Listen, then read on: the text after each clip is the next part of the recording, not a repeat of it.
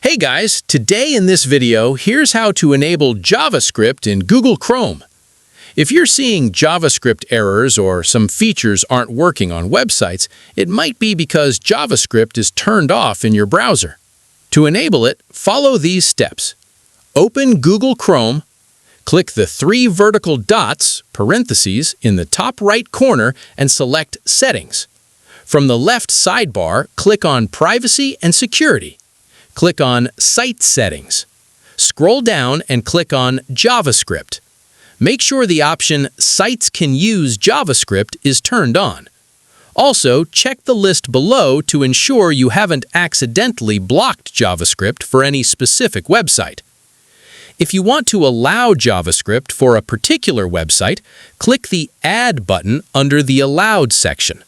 Type the website's URL and press Enter. Once done, refresh the page. JavaScript should now be working properly.